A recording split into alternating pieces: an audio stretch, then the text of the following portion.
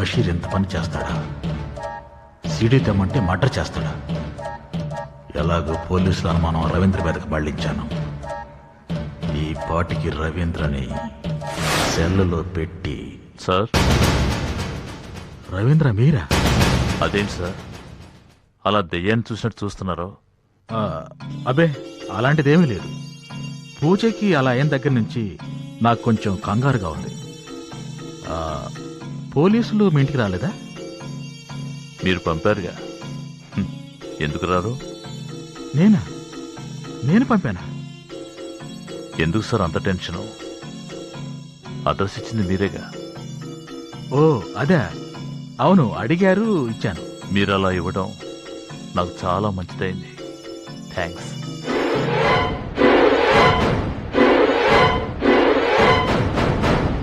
మీరు పోలీసులకు నా గురించి చాలా మంచిగా చెప్పినందుకు. ఓ అదే, ఎంతైనా మనం ఒకటి కదా, ఆ మాత్రం చెప్పడంలో గొప్పే ఉంది.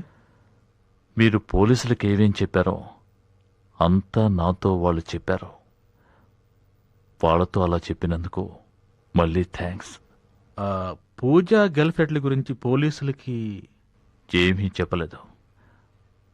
అయినా పూజని మీరేం బలవంతం చేయలేదుగా.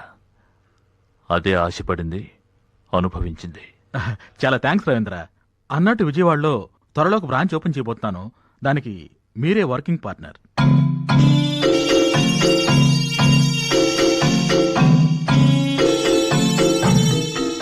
లంచమా? చచా, నీ కష్టానికి ఫలితం. You deserve it. ఈ కేసు తేలే లోపల నన్ను విజయవాడకు పంపిస్తే మీరే పోలీసులకు భయపడి నన్ను పంపించేశారని అందరూ అనుకుంటారు.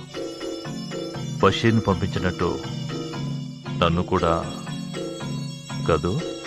అబ్బే, అలాంటిదేం లేదు రవి. నాకంతా తెలుసు, కానీ పోలీసులకు తెలిస్తేనే కష్టం. అయినా తప్పులు చేస్తున్నప్పుడు లేని భయం ఇప్పుడు ఎందుకండి? నిండా మురిగిన తర్వాత చలికి భయపడటం మూర్ఖత్వం. నా మూలంగా మీ గురించి పోలీసులకి ఏమీ తెలియనివ్వను. కర్ణుడు చచ్చేంత వరకు దుర్యోధనుడికి ఏ ద్రోహం చేయలేదు. నేనంత గొప్పవాని కాకపోయినా మా ఇద్దరి పాలసీలు ఒక్కటే.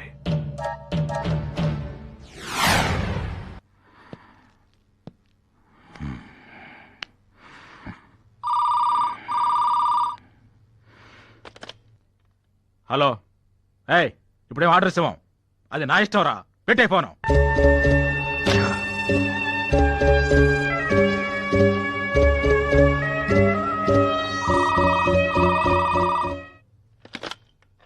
రేయ్, ఒకసారి చెప్తే అర్థం కాదు. ఎదుటివాడి పరిస్థితి తెలియకుండా మాట్లాడతావే. నువ్వేనా ఇక్కడ ఎగ్జిక్యూటివా?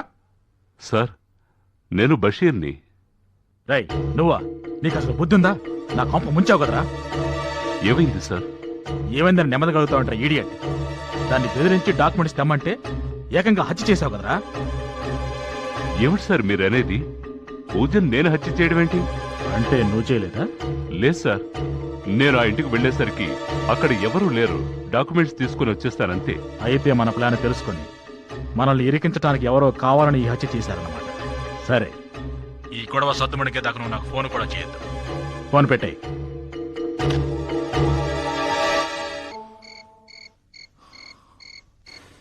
సో మీ ఆయనకి అనుమానం వచ్చిందట? ఏమో, ఆయన ప్రవర్తనలో అంతగా మార్పు లేదు. బట్ ఆయన మాటలు ఎందుకో ఒక్కొక్క మాట గుండెల్లో గుచ్చుకుంటున్నట్టుగా ఉంటుంది. ఒక పక్క అవినాష్, ఇంకో పక్క మీ ఆయన. సుధా, కొన్ని రోజులు మనం కలుసుకోపోవడం మంచిదేమో. అమర్, నేను మాత్రం ఉండలేను. సుధా,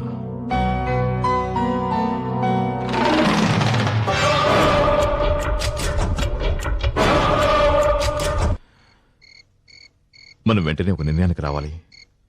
ఏదో ఒకటి చేయాలి. ఈ రోజున మీ ఆయన నిజంగా ఊరు వెళ్ళాడా? ఎండి భార్యతో మాట్లాడాను. ఎండీతో ముంబై వెళ్లారట. ఇలా అన్నిటికీ భయపడుతూ ఎంతకాలం? ఈ సమస్యకి ఓ పర్మనెంట్ సొల్యూషన్ కావాలి. అది వెంటనే కావాలి. అంటే మన ఆనందానికి అడ్డుపడే వాళ్ళు ఉండకూడదు. ఎస్, అడ్డొచ్చిన వాళ్ళని ఏరిపారేయాలి. సుధా, ఆలోచిస్తూ కూర్చుంటే రోజు అందరికీ భయపడి దూరంగా బతకాల్సి వస్తుంది. జీవితంతో మనం సంతోషంగా ఉండాలా వద్దా? అయితే అవినాష్కి ఇచ్చిన ట్రీట్మెంటే మీ ఆయనకి ఇవ్వాలి.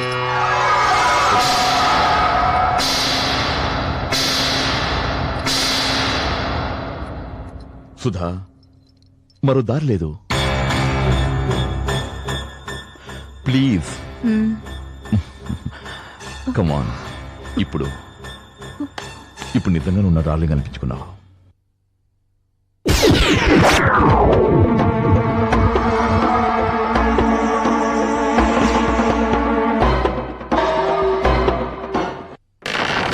అంతం కాదు,